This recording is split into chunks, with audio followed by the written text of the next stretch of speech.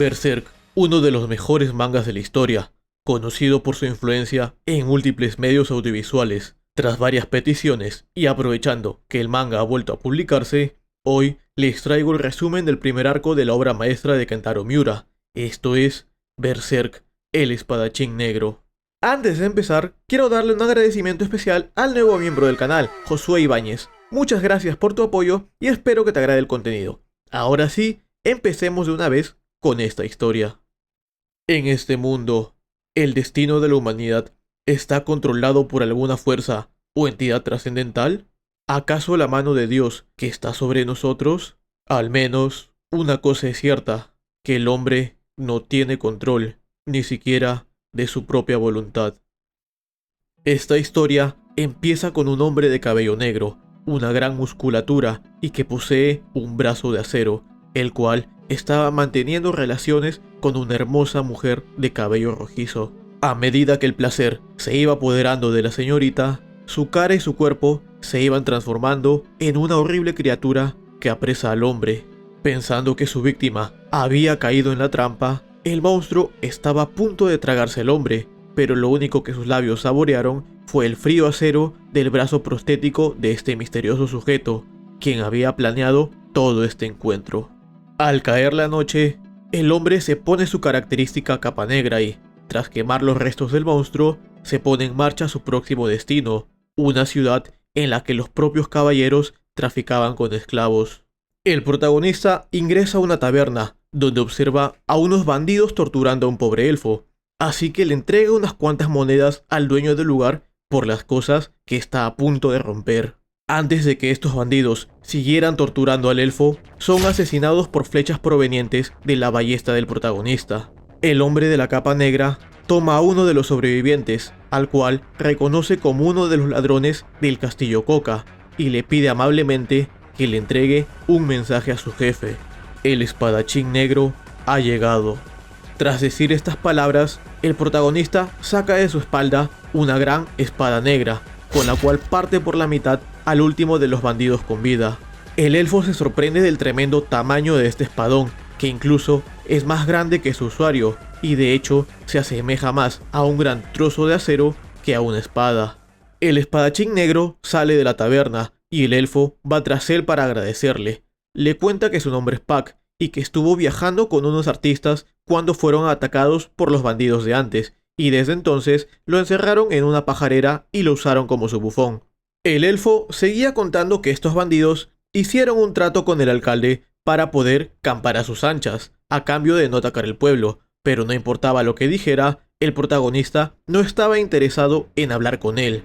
En medio de esta charla, unos soldados los rodean por completo, así que Pac huye de inmediato, mientras el espadachín negro fue capturado y llevado a un calabozo donde lo estaban torturando. El alcalde va a ver a su prisionero y le dice que lo que ha hecho es algo terrible. Gracias a la muerte de esos hombres, su líder, el cual creen que no es humano y parece una criatura salida del infierno, destruirá todo el pueblo y no habrá nadie que pueda detenerlo. En lugar de sentir miedo, el protagonista dice que sabe perfectamente que esa cosa es un monstruo come humanos, y también sabe que el alcalde le ha estado dando comida, ya que cuando llegó al pueblo vio un carruaje lleno de mujeres y niños. El alcalde se enfada con el espadachín negro y ordena que lo torturen durante toda la noche, mientras que él irá al castillo Coca para implorar perdón. En dicho castillo, el líder de los bandidos estaba disfrutando de una cena tranquila, cuando llegó el alcalde a suplicar perdón por lo ocurrido. El anciano estaba sumamente temeroso e incluso promete enviar el doble de dinero y rehenes. El jefe de los bandidos solo se burla de él y le lanza una oreja directamente desde su plato. Acto seguido, se levanta de la mesa y va hacia su armadura. A él no le importa ni el dinero ni los rehenes, tan solo quiere disfrutar de humanos corriendo asustados de las grandes llamas que él mismo provocará. El alcalde es encarcelado, mientras que el jefe de los bandidos posa sus ojos sobre el pueblo y sobre el espadachín negro.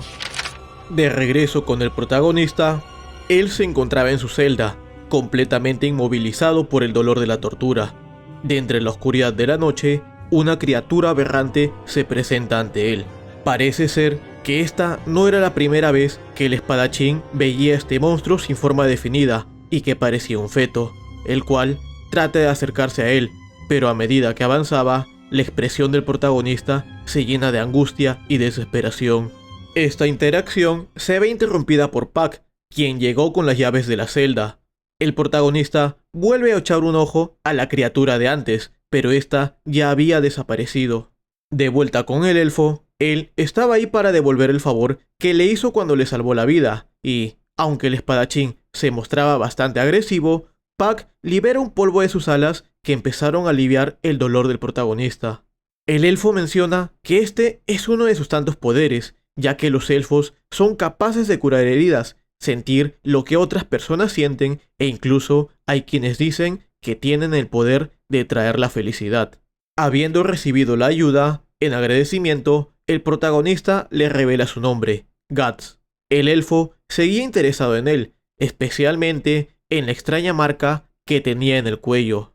Rápidamente, Guts se levanta del piso y con una expresión sombría dice que esa es la marca del sacrificio y que, debido a ella, muy pronto vendrá el líder del castillo Coca a matarlo y dejará el pueblo hecho cenizas. Puck le recrimina que, si es así, involucrará a la gente inocente del pueblo, pero a Guts nada de esto le importaba, tan solo estaba interesado en matar a ese monstruo. Él cree que aquellos que se involucran en las batallas de otros son mera basura sin voluntad para sobrevivir.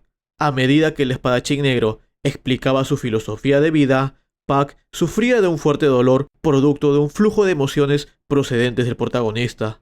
Un cúmulo inmenso de odio, miedo y tristeza se almacenaban bajo la mirada burlona de Guts. Debido a esto, Puck pregunta el motivo por el que fue salvado, pero el protagonista estalla en risa, diciendo que eso solo fue una coincidencia, ya que ¿quién querría salvar a un insecto como él?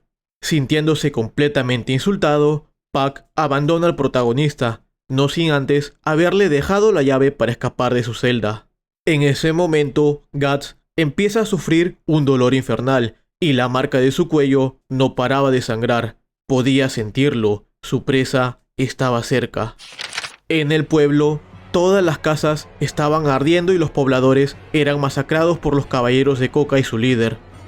En medio de una pila de cadáveres, el espadachín negro se alza y con una ráfaga de flechas acaba con varios bandidos. El líder de estos, quien se refiere a sí mismo como un apóstol, se abalanza sobre Guts, pero el protagonista logra asestarle varias flechas haciéndolo caer. En cuestión de segundos, el caballero con casco de serpiente se vuelve a poner de pie. Guts seguía asediándolo con sus flechas, pero es llevado a una casa donde es atacado por una cola gigantesca. De la oscuridad emerge una figura grotesca, cuya cabeza era una enorme serpiente devorando a un humano. El apóstol revela su verdadera forma, una cobra gigante con brazos y piernas. Sus propios hombres empiezan a correr de esta horrenda criatura, mientras que el protagonista recibía una paliza sin poder hacer nada para defenderse. El apóstol levanta del brazo a Guts y le dice que tan solo es un humano patético, pero todo fue un plan del espadachín negro, quien, alzando su brazo, dispara un potente cañón que destroza la mitad de la cara de su oponente y con un rápido movimiento de su espada parte por la mitad al apóstol. Guts quedó bastante malherido, pero aún así se levanta, mostrando una sonrisa bastante perturbadora. El protagonista comienza a torturar y burlarse de su víctima. Es en este momento en el que aprovecha para preguntar por el paradero de los 5 miembros de la mano de Dios. El hombre serpiente no tenía idea de dónde se encontraban estos seres, así que Guts se da media vuelta y lo deja ahí para que muera lentamente consumido por el fuego. Esta escena era demasiado fuerte, incluso para Puck, pero el protagonista, con una mirada llena de odio y determinación, envaina su espada y procede a seguir su camino en búsqueda de más apóstoles. Al cabo de unos días, Puck logra encontrar al espadachín, quien al parecer había continuado con su lucha. El elfo le dice que quiere viajar con él, ya que tiene la sensación de que a su lado verá muchas cosas nuevas, pero Guts simplemente lo rechaza, pues odia a las personas débiles y deja al pequeño elfo detrás. Al cabo de varias horas, mientras caía una fuerte lluvia, un carruaje en el que viajaban un monje y su hija se topan con el protagonista y se ofrecen a llevarlo. Sabiendo que su presencia los haría correr peligro, Guts rechaza la ayuda, pero el monje estaba seguro de que no les pasaría nada, ya que Dios le envió un ángel para que viaje a su lado. Ante tanta insistencia, el espadachín acepta subir, ya que, al fin y al cabo, lo que les pase a otras personas no es asunto suyo. En medio del camino, el monje comienza a reprender a Guts por llevar una vida de mercenario, ya que su sobrino también le dedicó su vida a la espada y acabó muriendo como un soldado anónimo en una batalla. El protagonista le responde que, ¿qué hay de malo en eso? Él tuvo suerte, ya que murió haciendo lo que más le gustaba. La hija del monje, llamada Colette, se muestra muy amable con Guts e incluso le da una cobija para que pueda dormir cómodo.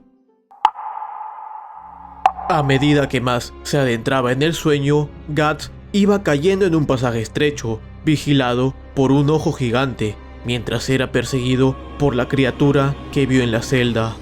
Guts se levanta lleno de miedo, solo para darse cuenta que estaba siendo atacado por un incubo, un espíritu que se alimenta del miedo generado en las pesadillas de la gente.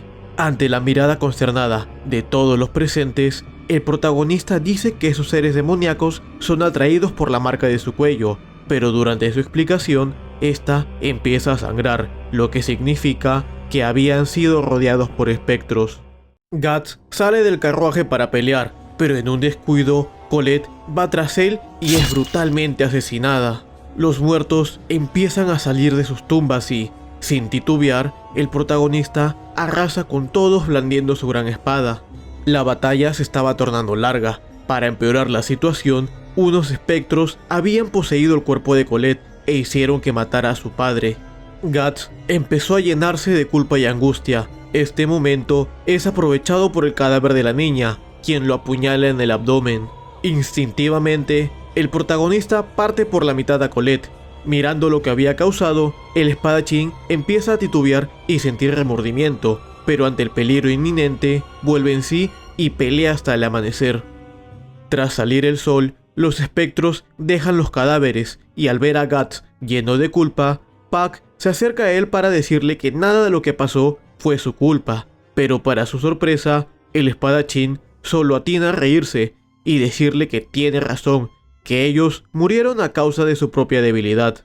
Y, con una risa enfermiza, termina diciendo que, si tuviera que preocuparse por todas las hormigas que aplasta bajo sus pies, no podría ni caminar. De entre los árboles empiezan a salir voces misteriosas, quienes le dicen al protagonista que jamás podrá escapar ni llevar una vida tranquila. A donde quiera que vaya, mientras tenga esa marca, su miedo y su angustia serán su alimento. Completamente asustado, Guts lanza un disparo de su cañón e inmediatamente pone rumbo a su siguiente destino. Todo mientras Puck miraba bastante afligido el terrible mundo en el que vive su salvador. Varios días han pasado y en una gran ciudad, una mujer estaba siendo ejecutada tras ser acusada de herejía, todo bajo la atenta mirada del conde que gobernaba esas tierras y que encontraba diversión en su cacería de brujas. Guts aparece de entre la multitud y recoge la cabeza de la mujer para luego lanzarla hacia el conde, mostrando la marca del sacrificio en su frente a modo de declaración de guerra. Mientras el espadachín huía, es rodeado por un grupo de soldados al servicio del conde. Como era de esperarse, ninguno de ellos fue rival para Guts. Unos soldados tratan de atacar al protagonista con sus ballestas, pero Puck aparece y los deja ciegos con un gran resplandor. Ante la impotencia de todos los soldados, su capitán da un paso al frente. Sondark era un hombre corpulento de gran tamaño, que utilizaba un peculiar pico como arma y que logra poner contra la pared a Guts. El capitán pensaba que tenía el combate en sus manos, pero con un ágil movimiento de su espada, el espadachín corta el arma y el casco de Sondark, haciendo que los trozos de metal se incrusten en su cara. Cuando más soldados llegan a rodear a Guts, unas bolas de humo cubren todo el campo de batalla y un hombre misterioso, cubierto por vendajes, sale de las alcantarillas para ayudar al protagonista. El pequeño hombrecito, llamado Vargas, los lleva hasta su laboratorio donde tenía toda clase de especímenes, ya que antaño solía ser un doctor. Al quitarse la capucha, revela su deplorable estado. El conde le había cortado las piernas y consumió su carne, es por eso que ahora Vargas buscaba venganza. Tras contar esta historia, El hombre guía a Guts hasta una pequeña habitación secreta en la que guardaba un huevo con ojos, boca y nariz, y que el protagonista reconoce como un Behelit.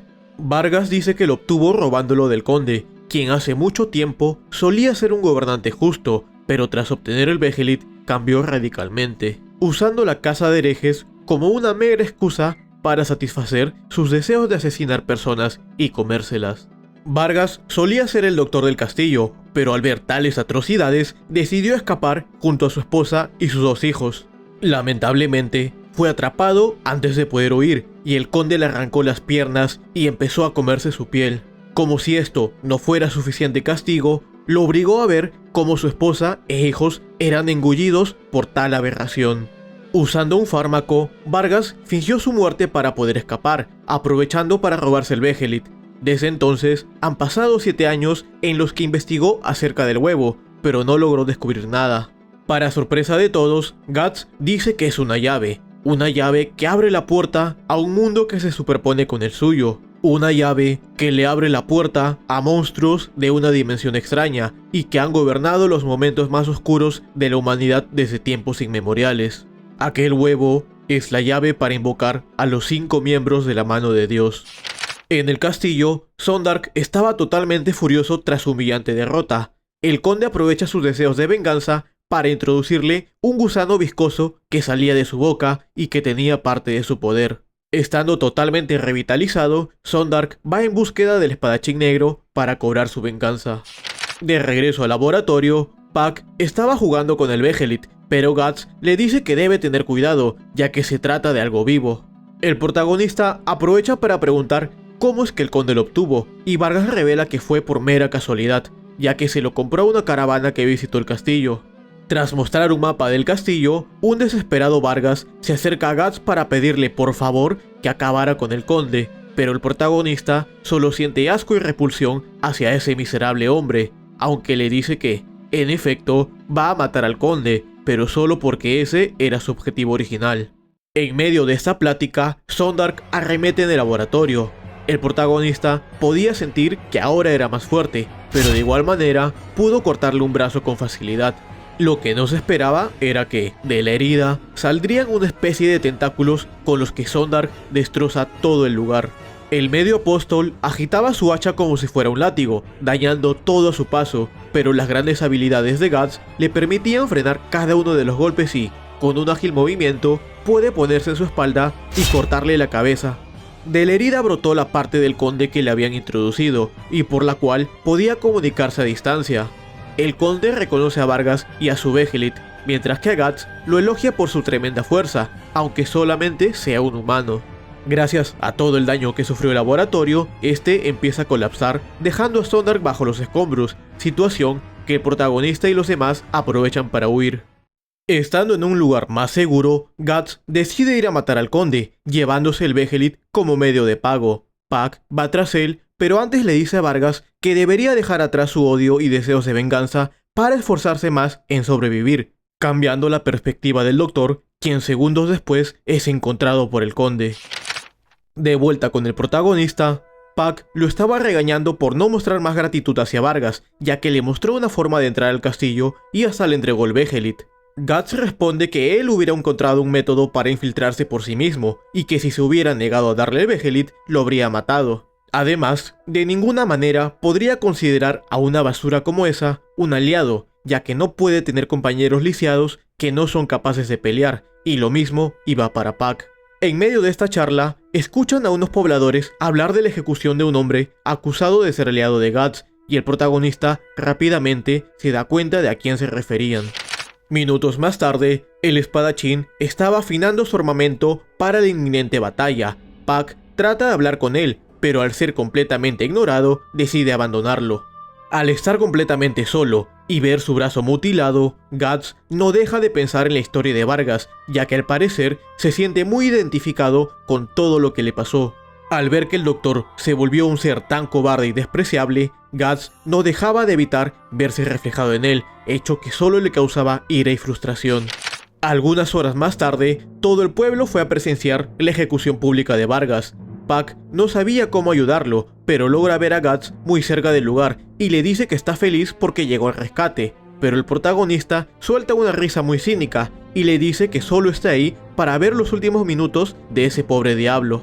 Guts no dejaba de soltar frases muy hirientes que solo le causaban gran dolor a Puck debido a los oscuros sentimientos que emanaba el protagonista. Tras sentir las emociones del espadachín, el elfo le pregunta si acaso tiene miedo, ya que, al igual que Vargas, lucha en contra de su destino, arriesgando la vida contra seres que no tiene chances de vencer. Esta comparación solo hace enojar al espadachín, quien, cegado por la ira, empieza a hacerle daño al elfo. Puck logra zafarse y huye, dejando solo y con un terrible sentimiento de inferioridad al protagonista. La hora de la ejecución llegó, y al ver que nadie moverá un dedo para ayudar a Vargas, Puck se lanza al rescate, aunque solo hace el ridículo. Afrontando su destino, Vargas mira firmemente al conde y le dice que pronto conocerá el verdadero terror. Las almas de todas sus víctimas regresarán y lo arrastrarán al infierno. Mientras el hacha del verdugo se deslizaba rápidamente hacia su víctima, Vargas usa su último aliento para implorarle al espadachín negro que acabe con la vida del conde en nombre de todas sus víctimas. Al ver cómo volaba la cabeza del hombre en quien se veía reflejado, Guts empieza a sentir un terrible dolor proveniente de su marca del sacrificio y, tras caminar un poco, se topa con la deformidad que lo venía acosando, quien, a modo de burla, adopta la apariencia de Vargas. Al ponerse el sol, los hombres del conde estaban apilando a todos los cadáveres afuera de la ciudad. Guts se hace presente con una terrorífica expresión y liquida a los sepultureros. Tras ver que la cabeza decapitada de Vargas aún mantenía una mirada de puro odio, Guts le dice que, a comparación suya, él no fallará en su venganza. Los espíritus de las víctimas del conde cobran vida y tratan de poseer al espadachín. El protagonista estaba cediendo ante la invasión de su cuerpo, pero con su gran fuerza de voluntad logra expulsar a los espíritus y les grita que no es tan débil como ellos. Ellos ya estaban muertos y no podían hacer nada, pero Guts aún estaba vivo y con su cuerpo de carne y hueso pone rumbo al castillo del conde. Minutos más tarde, Guts logra infiltrarse en el castillo, pero en el camino se topa con Sondark, quien se había convertido en un monstruo deforme dominado completamente por el conde. El espadachín lo despacha rápidamente, aunque por confiarse se lleva un terrible golpe en el rostro, pues no importa cuántas veces corte a su oponente, este siempre se va a regenerar mientras su cabeza esté intacta. Guts agradece esta información y con un ágil corte parte la cabeza del monstruo, quien en un momento de desesperación trata de poseer al espadachín, pero solo consigue que su cabeza sea aplastada contra la pared. Guts había perdido mucha sangre e incluso se estaba tambaleando, pero gracias a su tremendo odio puede ponerse de pie y seguir en su camino de venganza. En el interior del castillo, Puck fue capturado y enjaulado. Sin aún superar la muerte de Vargas, es ofrecido como regalo a la hija del conde, Teresia, una joven doncella que vivía encerrada en su habitación, ya que su padre no quiere que se vea afectada por la plaga de herejía y que además siente repulsión al ser tocada por él. Tras unos minutos conversando, Teresia libera a Puck, ya que sabe lo que es estar encerrado. La doncella menciona que su padre cambió desde hace 7 años, cuando secuestraron a su madre y chantajearon al conde para realizar rituales herejes con libertad. Obviamente, el conde se negó a esto, y los paganos se cobraron venganza sacrificando a la mujer en un ritual satánico. Desde entonces, el conde dejó de ser un gobernante benevolente y pasó a ejecutar a supuestos herejes a diestra y siniestra. La presencia del elfo había dotado de cierto brillo e ilusión al mundo de Teresia, pero cuando mejor le estaban pasando, ven por la ventana a los soldados buscando al intruso que se coló al castillo. Puck entiende que se trata de Guts y decide ir en su búsqueda. Con mucho dolor, Teresia le abre la ventana para que su nuevo amigo siga su camino, pero antes de irse, Puck le promete que volverá por ella y la sacará de ese lugar, generando una emoción en la doncella que daba por perdida hace mucho tiempo.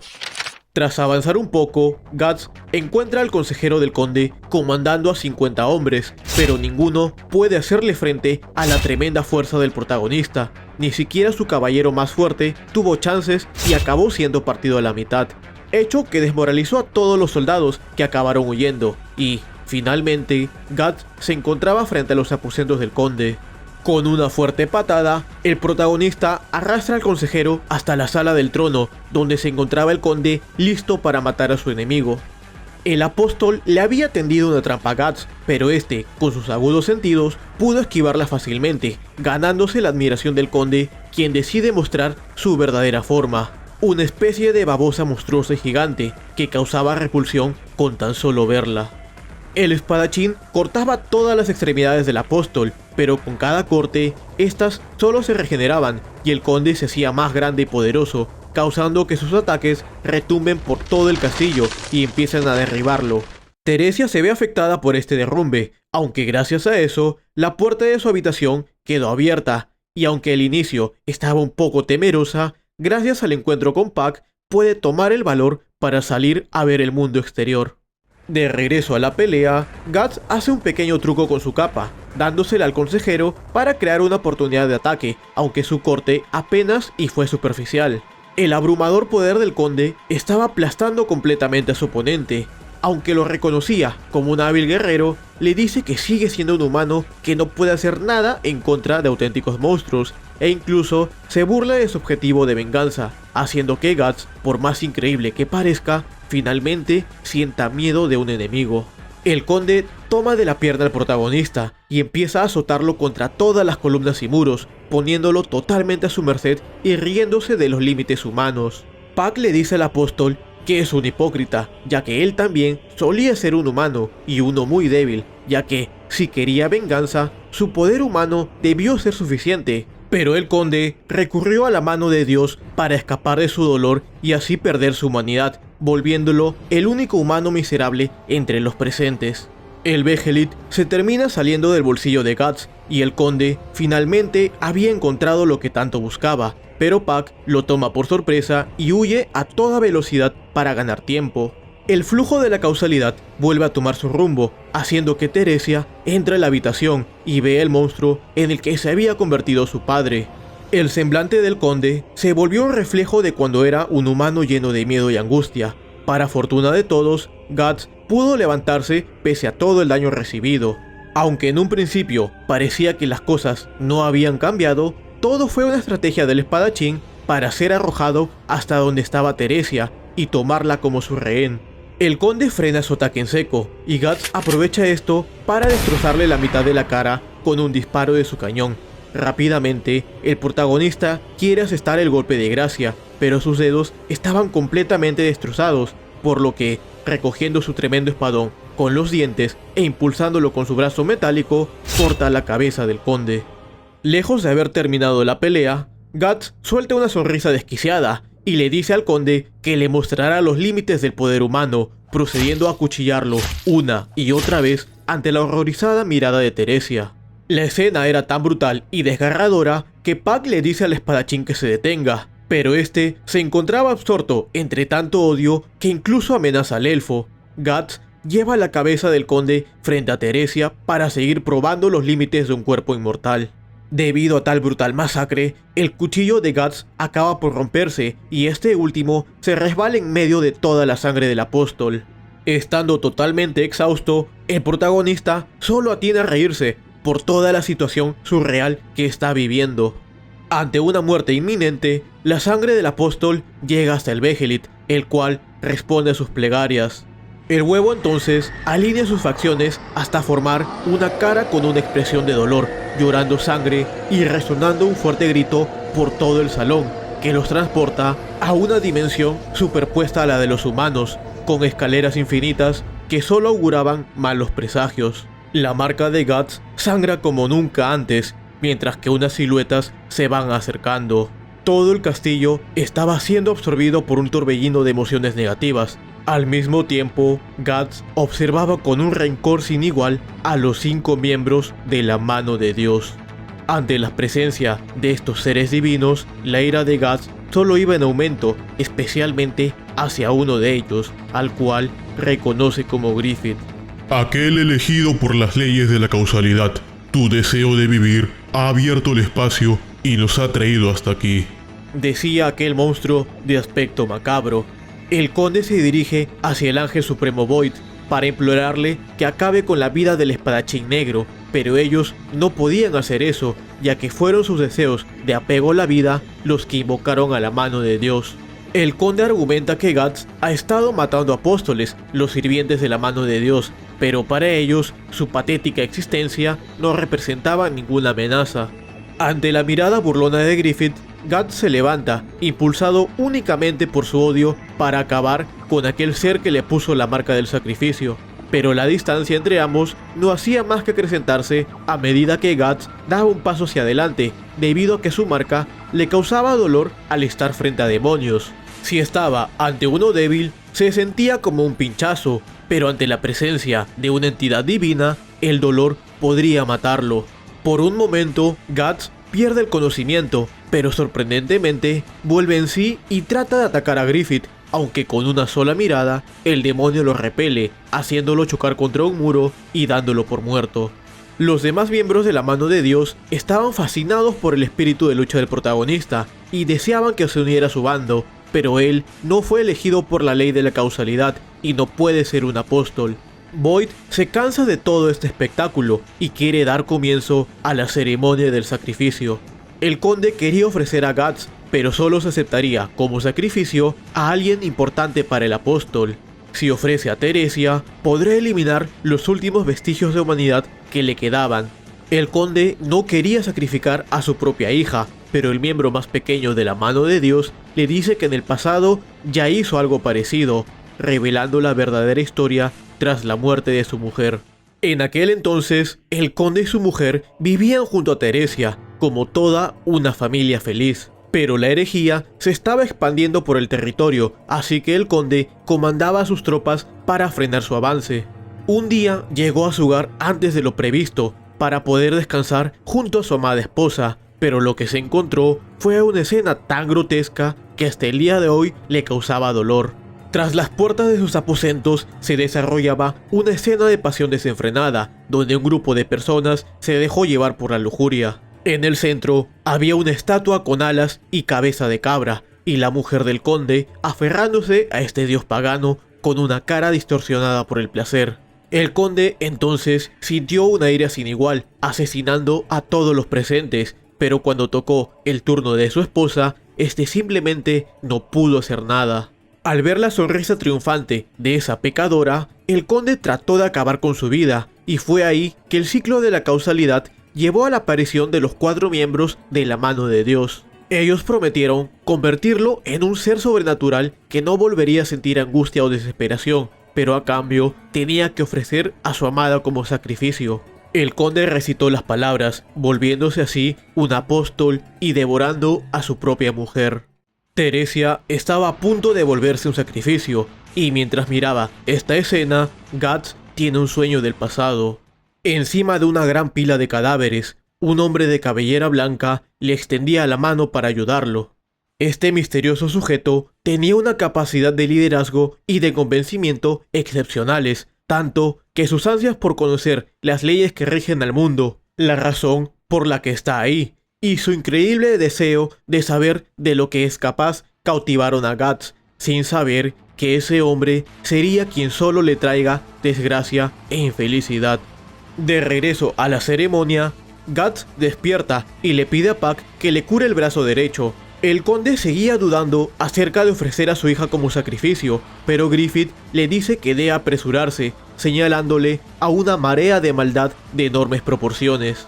Era tan solo una pequeña parte, pero ese mar de almas en pena es lo que los humanos conocen como el infierno. Cuando el conde muera, su alma, formada por maldad pura, será atraída y capturada por esa oleada y arrastrada al infierno. El conde quedará atrapado en el crisol de pensamientos oscuros y en poco tiempo perderá su individualidad, volviéndose uno con la oscuridad para siempre, ya que ese es el destino de aquellos que se involucran con demonios. El conde solo tenía 2 opciones: aferrarse a la vida y reencarnar como un demonio, o ser devorado por los espíritus y arrastrado hacia la nada. Tan solo tenía que decir las palabras. Preso del pánico, el conde estaba por ofrecer a Teresia como sacrificio, pero tras mirar la cara de su hija, recuerda lo feliz que fue hace mucho tiempo con su familia, rompiendo así el ciclo de la causalidad. Desde la marea de almas, una torre de cadáveres aparece para reclamar la vida del apóstol. Estos seres en pena, entre los cuales se encontraba Vargas, empiezan a llevarse al conde, quien en sus minutos finales recobró su forma humana y quiso quedarse con su hija, pero ya era demasiado tarde. El cúmulo de almas también trata de llevarse a Guts debido a su marca. Siendo arrastrado al mismísimo infierno, al protagonista solo le importaba su venganza y lanza un disparo de cañón en contra de Griffith, pero este es bloqueado por un muro invisible sin poder hacerle daño. Ahora que el conde murió, el mar de almas desaparece junto a la mano de Dios y todos regresan a su dimensión. En los escombros del trono, bajo la luz de la luna, yacía el cuerpo inerte del conde, junto a Teresia, lamentando su fatídico destino. La doncella empieza a llorar, tratando de negar todo lo que ha visto y alegando que, si el mundo es así de cruel, preferiría estar muerta. Sujetándose de su espada y con una sonrisa burlona, Guts le dice que entonces se quite la vida. Puck se enfada con él por ser tan insensible, pero el protagonista le dice que es todo lo contrario, ya que si sientes tanto dolor que no puedes soportarlo, es mejor suicidarse. Por ese motivo, le entrega un cuchillo a Teresia para que pueda ir al cielo o reunirse con sus padres en el infierno. De cualquier manera, es su vida y ella decidirá lo que debe hacer. Teresia considera por un segundo cortarse las muñecas y acabar con todo, pero en un momento de duda, el suelo comienza a agrietarse y la doncella cae al vacío. Guts pensaba quedarse quieto, pero al ver la cara de pánico en la niña, decide ayudarla con su espada. Teresia estaba lastimándose las manos, así que el protagonista la lanza lejos. Al ver a la doncella llena de lágrimas y sangre, Guts empieza a temblar de la angustia a causa de sus decisiones. Puck trata de ayudar a Teresia, pero sus lágrimas de tristeza cambiaron a un llanto de ira y odio hacia el espadachín negro, culpando su presencia de toda la tragedia ocurrida. Guts solamente se levanta y toma su capa para irse, mientras Teresia le gritaba que algún día irá a matarlo con sus propias manos. El protagonista sencillamente atina a reírse y le responde que la estará esperando. Puck trata de alcanzarlo para regañarlo, pero al ver su rostro se percata de algo que jamás pensó ver. Guts estaba llorando. Al parecer, su corazón no aguantó más y no pudo mantener su máscara de ironía y cinismo. Aún así, Guts se seca las lágrimas y apoyándose en su espada, su fiel compañera de 1000 batallas, pone rumbo a su siguiente destino. Pero antes de eso, tenemos que escuchar una historia del pasado. La historia de un bebé que no debió nacer, un niño cuya mera existencia es una contradicción a las leyes de la causalidad y de su encuentro con el halcón. Tenemos que remontarnos hasta la Edad de Oro. Pero esa es historia para un próximo video. Muchas gracias por llegar hasta el final. Por aquí te dejo más videos que te pueden interesar. Sin nada más que decir, yo soy el Otaku de Closet, el tipo que tiene un canal hablando de monitas chinas, pero no admite en público que le guste el anime. Y nos vemos.